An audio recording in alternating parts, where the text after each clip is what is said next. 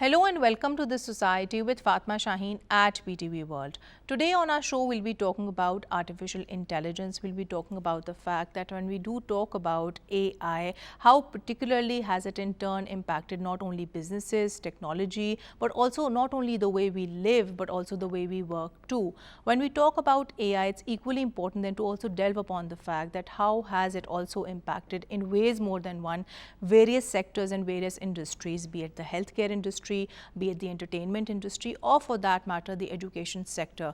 And this is something upon which we'll be shedding light too. Overall, we'll be talking about how AI has impacted the society at large, more particularly the younger generation or the Gen Z, so to speak. And whereas, of course, we do appreciate the fact that at one end, AI has had that impact of course, increasing innovation and growth, we cannot also ignore the fact it has, in ways more than one, raised not only one, rather several question marks too. What are those issues? What are those challenges? This is something upon which we'll be shedding light to. All of this today on The Society, that too with a very diverse panel. Let me introduce you to my today's panel.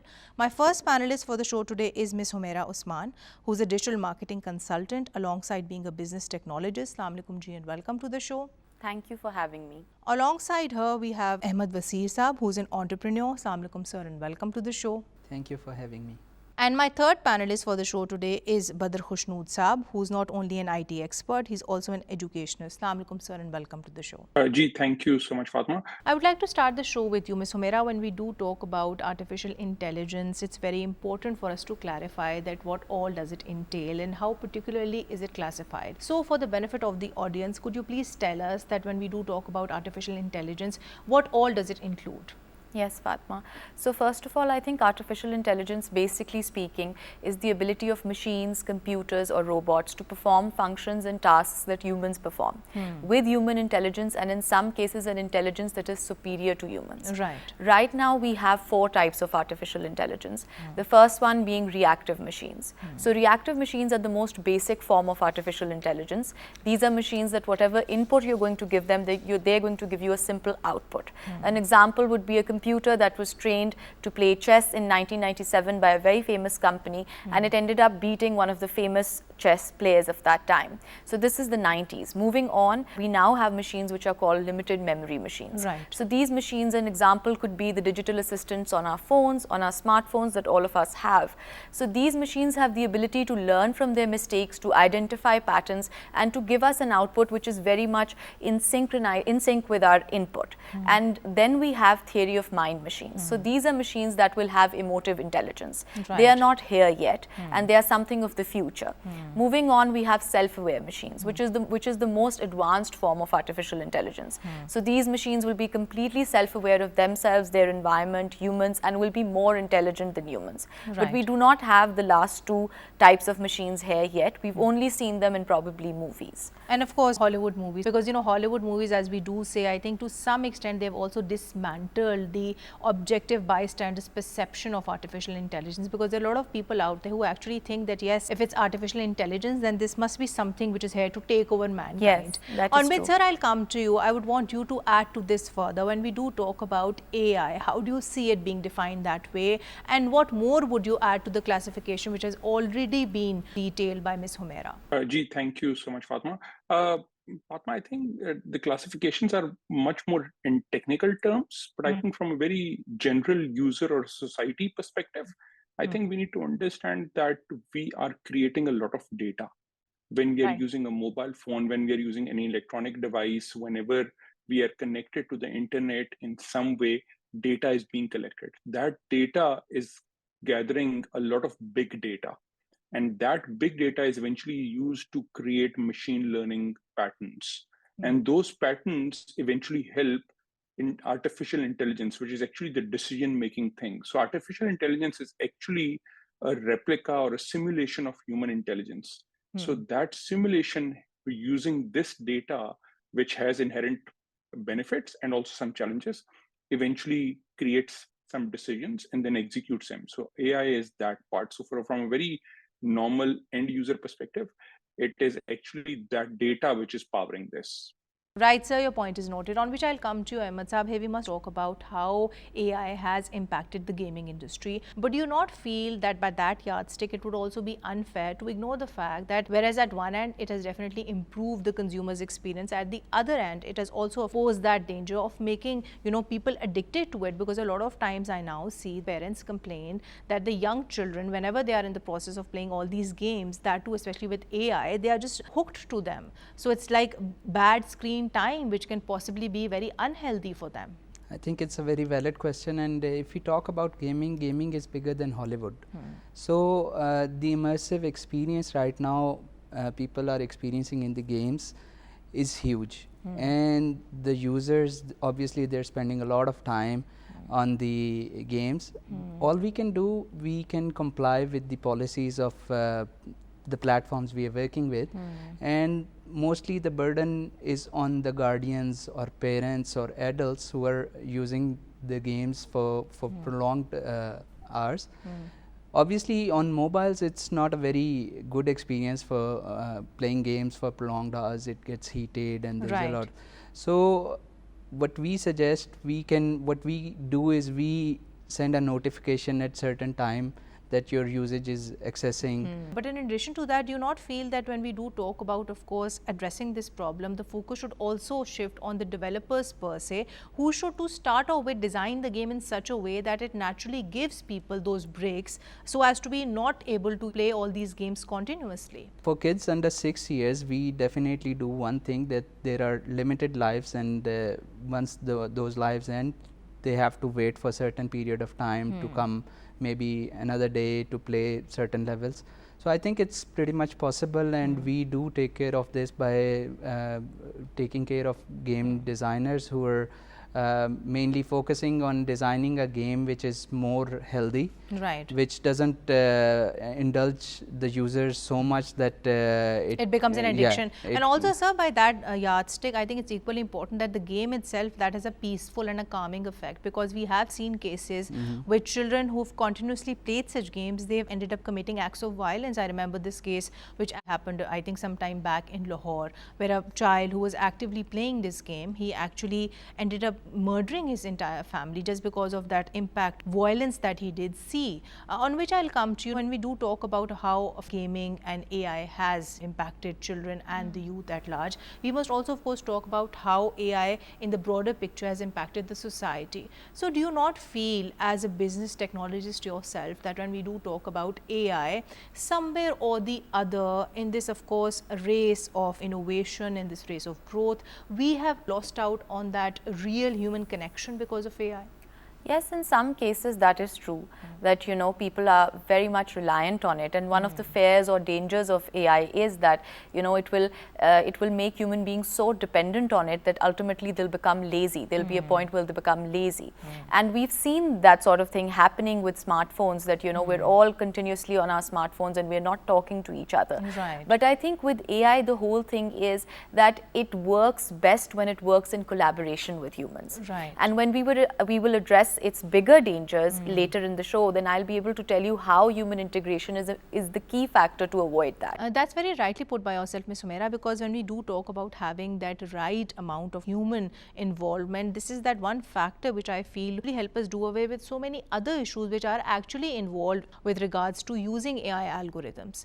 On which, sir, I'll come to you. Here we must take your narrative too. When we do talk about AI, we must also understand the fact that other than of course the very glaring advantages that it has brought, we can't also ignore the fact that at the other end it has also raised some very legitimate data security and privacy concerns. So how particularly would you address this issue?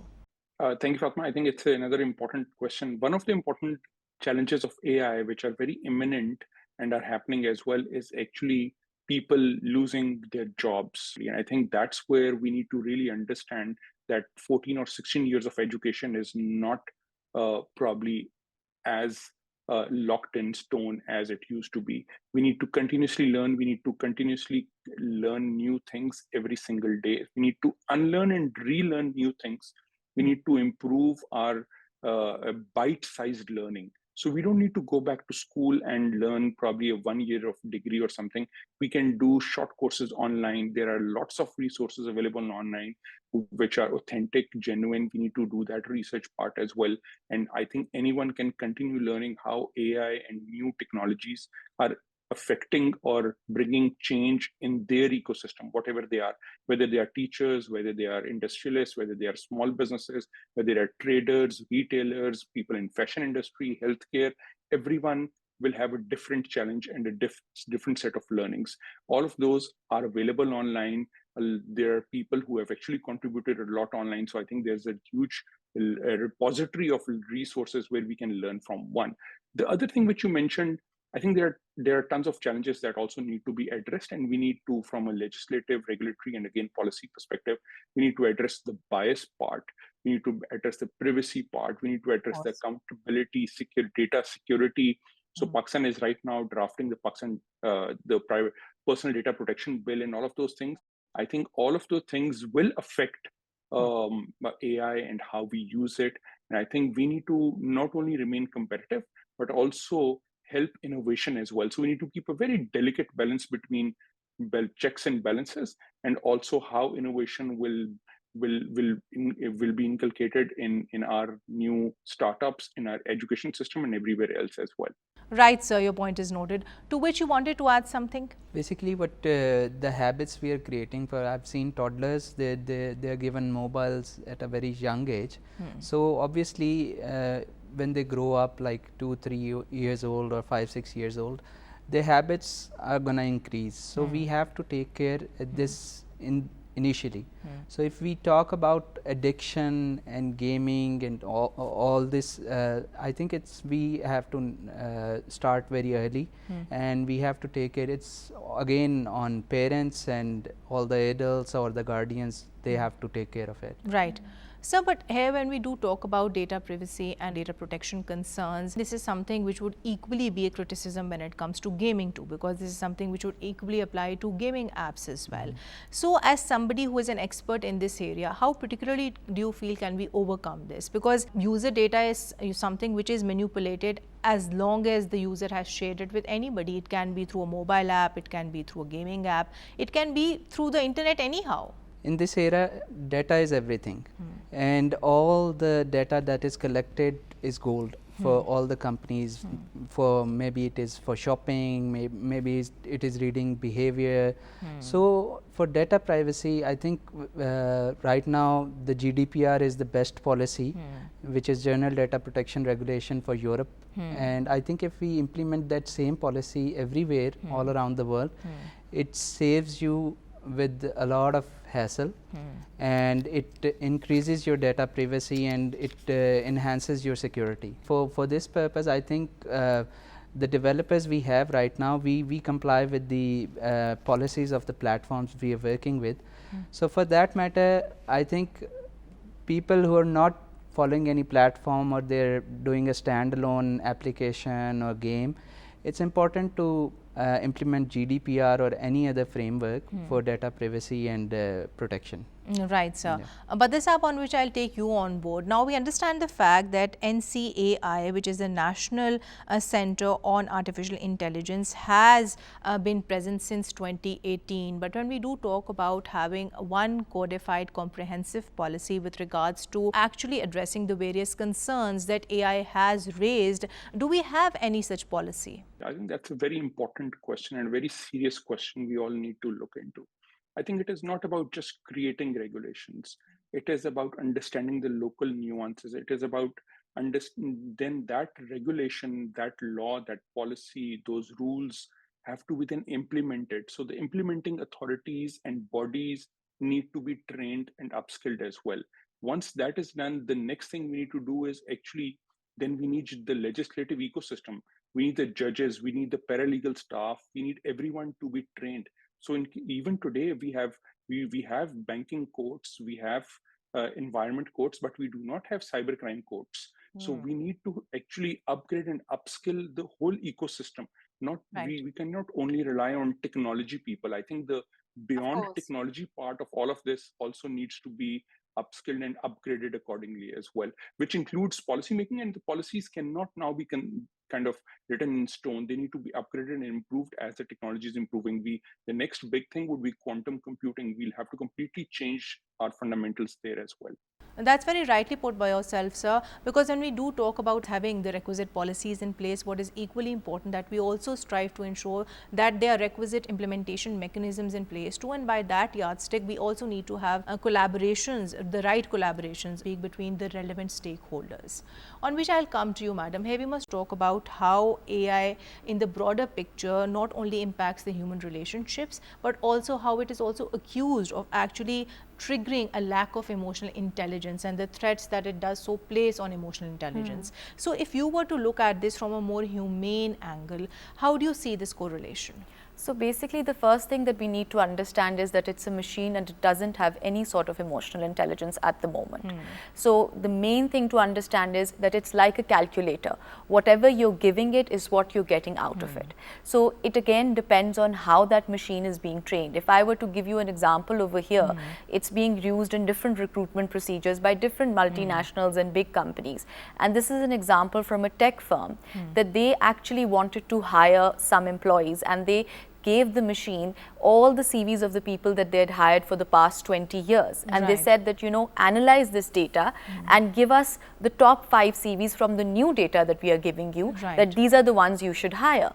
And the machine came up with the idea that these are your top 5 candidates, all of them being white, all of them being males. Now, the first assumption would be that the machine is racist, or the machine doesn't understand, you know, emotionally or how to categorize that, how to classify that. But it was a wake-up call for the tech firm that for the past 20 years, the people that they had been hiring were actually white males. That's very rightly put by yourself, but here we also understand the fact this is a criticism which equally applies with regards to perhaps online matchmaking apps, because a lot of times people who are using these apps, they actually complain of the fact that they've been matched with somebody who just objectively fills their criteria, who they perhaps might not be that compatible with. On which, sir, I'll come to you. How do you see AI impacting our cross-cultural communication, because that is also an angle that we must delve upon when we talk about the society, when we talk about young people, when we talk about human relationships. We must also consider this entire debate from the viewpoint of different cultures. I think it's very important to discuss here that AI is somehow trying to map the satisfaction part, which is not being done nicely, because there is no emotional part, because computers cannot be emotional. Of course. So from cultural aspect, it's very important that people do explore different cultures and connect with people abroad, because for us South Asians, it's getting out of Pakistan and reaching out different countries and meeting new people. Or even for foreigners, it's about coming to Pakistan or to various parts of the world. To see the beauty of Pakistan, the tourism side and all this, I think it's good in the way that it has actually helped us break down on those language barriers. But do you feel this cross-cultural communication, is it like well cognizant of, especially that motivated by AI, of the various cultural nuances that we do have? I think definitely is, because AI has made it really easy for everyone to communicate in local language. So for example, if someone from abroad is trying to come here talking to local people, it's very easy for AI to translate it in Urdu, and then the two-way communication.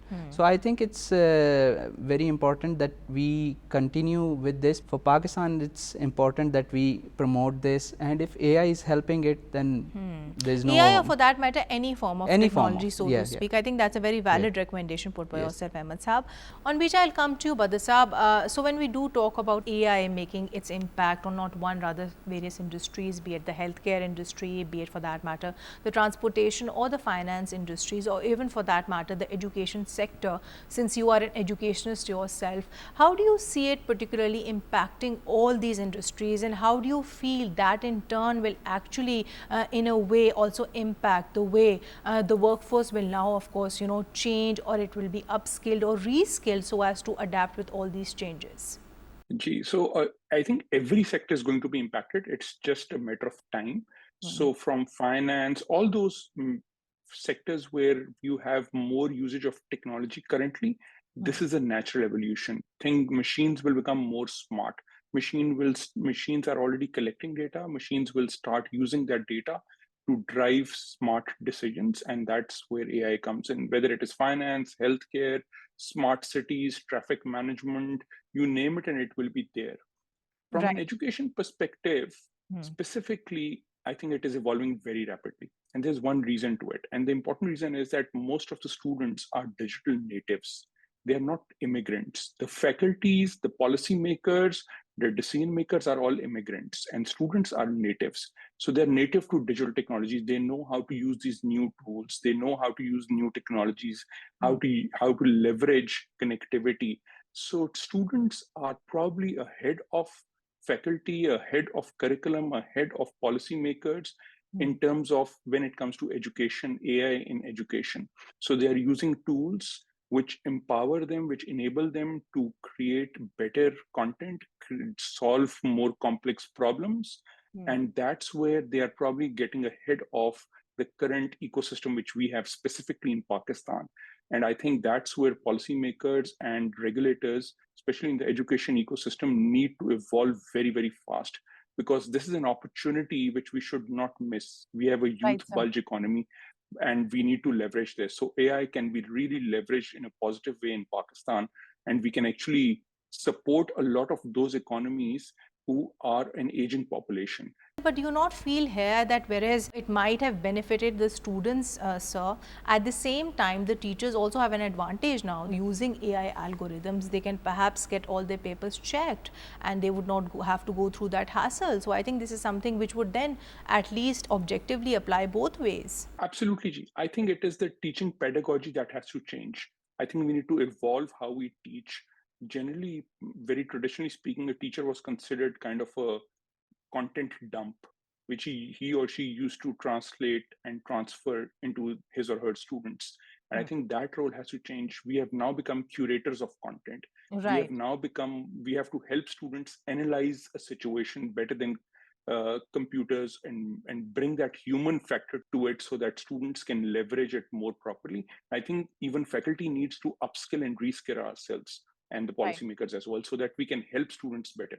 Right, sir, your point is noted. On which I'll come to you. Hey, we must take your narrative too, and in this regard, we must talk about ChatGPT, which of course has a very profound impact on education and education sector. And this is something that we've seen, of course, in the Western world too. Yes. So, as somebody who, of course, has that advantage of being in this sector and otherwise, how do you see ChatGPT impacting the education sector, either for the better or for the worse? So again, as you said, that it has both positive and negative effects.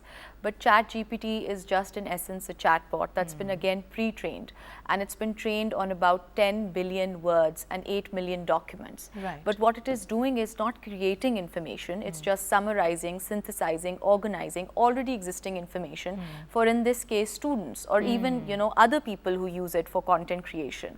So what we need to know is that the positive fact is that obviously you save time, you get ideas, you get cues, how to do things, you can easily, without surfing the net for hours and hours, you can get an answer.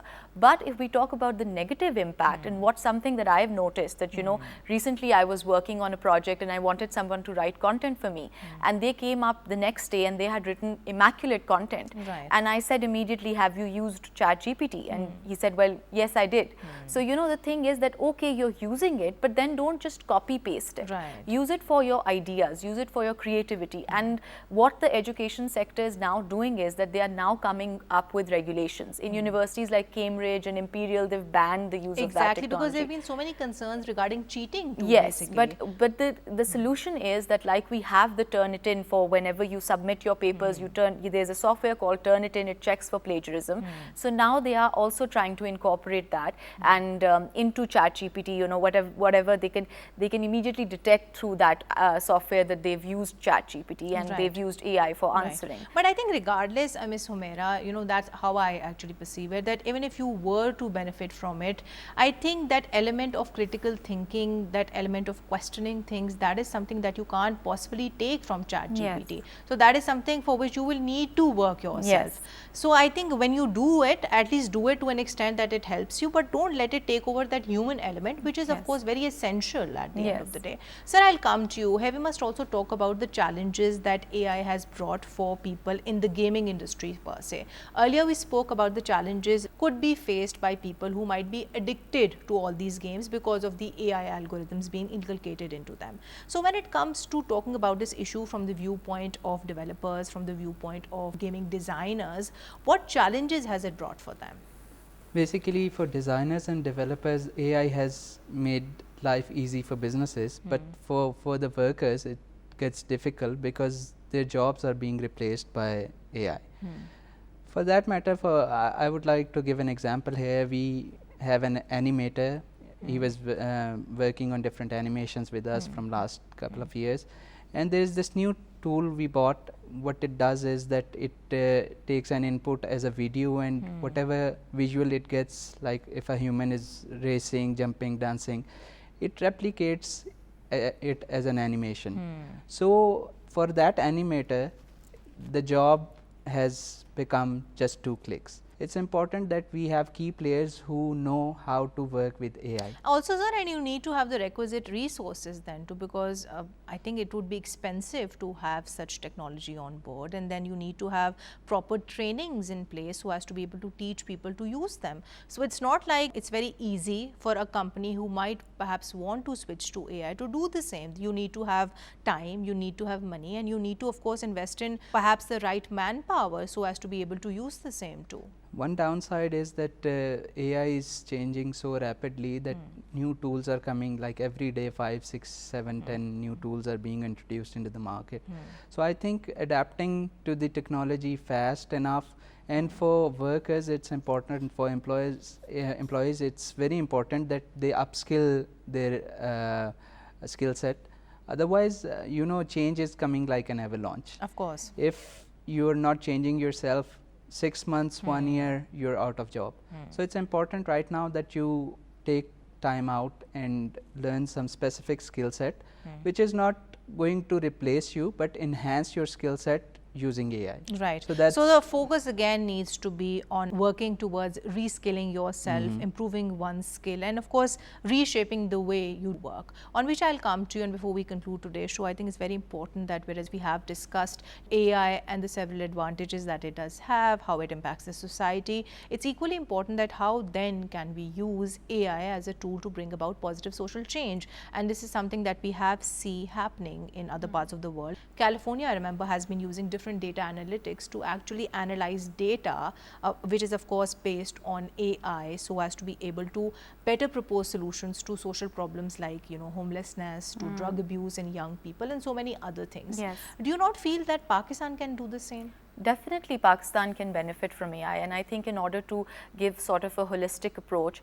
I would also like to add to the fact that it will not just take away jobs. It will in fact, like any other technology, it will also create new jobs. Right. So in Pakistan, I think the main thing that we need to focus on right now is to realize that we should not get overwhelmed by this technology. Right. And for anybody else, you see, it's not that it's just something for the first world countries and only they should know. In fact, some of the greatest innovation is happening in South Asian countries at the moment. And Pakistan, in a first, like I earlier mentioned, also launched its first TV. AI anchor, Exactly, TV anchor, exactly. and had its own first TV Exactly. talk show as well. Yes, Even exactly. today, Exactly. Pakistani company has been named as #1 AI development There you company go. today. Exactly. So we are not far behind than anybody else. I think the most important thing is, if I talk from a social aspect, is that we need to train, educate and empower our people. And we want to do that in a way that, these technologies exist to solve our problems. They exist to empower humanity. Right. They do not exist to bring down humanity or, go against it. So if we are to follow that, or in fact, if we are to lead that movement, we should start by empowering our people. And I wanted to add this here that, sometimes apps like TikTok, they get banned in Pakistan because of the kind of content that's being made. And you compare it to content of the West, and it's appalling that there's such a big difference. The problem is not with the technology. The problem is with the mindset of the people who are using that technology. And they must be trained, they must be equipped with the right kind of knowledge on how to use that technology in ways that will solve problems like poverty, like hunger. To add to that, climate change too, on which I'll come to you, sir. And before we conclude today's show, we must also talk about how AI can, of course, raise not one, rather several concerns when it comes to inculcating prejudice or bias. So when it comes to ensuring that AI has that diverse, it has that inclusive perspective in it, how particularly do you propose can that be done? Do we need requisite policies to that effect? Do we need to change the workforce, which in itself, should ideally be representative for all parts of the society, so as to be able to inculcate those perspectives in, of course, the machines that they are feeding? Or do you feel that, there are other things that we need to focus upon? First and foremost is policy integration. Secondly, you have to have a diverse workforce to work on something which is important to the world, because anything that you're going to publish, it's going to be played by million of users out there. So it has to be inclusive, diverse. And if I would give an example of top publishers from last 2 decades, they have developed some games which were top charts, targeting some ethnic groups or religious groups. So it's our priority to eradicate this sort of biasness and stereotype. This is something which would also stem from the gaming industry too, because a lot of times we might see characters possibly in all these games which might not come from very diverse backgrounds, to which you wanted to add something. It's very important that with AI in place, we need to understand that it is going to be very important, because it's all dependent on the input, what input is going in. So it's very important to participate in this movement so that there's no monopoly of power, which is another threat that this technology poses, that bigger nations will be more powerful. But if we are responsible and if we do our part of learning about the technology, understanding it and implementing it to solve problems and empower ourselves, then I think that all the issues that exist, we'll be able to deal with them in a very positive way. Right, madam, your point is noted, on which I'll come to you, Badr Saab. And before we conclude today's show, I think it's very important then to also have your narrative in this regard too. So when it comes to actually ensuring that we do use AI technology both intelligently and constructively, what is the advice that you would give to young people, more particularly young entrepreneurs out there? To be very honest, I think their best practices and their standards of privacy and their benchmarks are very different. And I think that's where the generational gap comes in. The most important thing we can do is involve them in policy making. We need to have a very inclusive policy making and debates, and I think that's where these young Gen Zs can actually not only help us understand their requirements and their understanding, but also bring new things to the table as well. What is happening is they're already into bite-sized learning, they're already doing online freelancing, they're already exploring newer ways of working and exploring newer ways of work-life balance as well. Because I think, as we discussed earlier, there's a huge challenge with new technologies on how to balance work and life, because we are always connected, AI is always there. So I think the next big thing would be how to detox, how to remain off grid. I think those new things will be new set of challenges for Gen Z to address as well in the coming years. Right, so your point is noted. On which note, I would like to conclude today's show. Thank you so much, Ms. Humaira. Thank you so much, Ahmed Saab, and thank you so much, Badr Saab, for your time today. Ji, thank you so much, Fatma. Well, to conclude today's show, we generally spoke about AI and, of course, the way it has evolved over a period of time, not only worldwide, but generally in Pakistan too.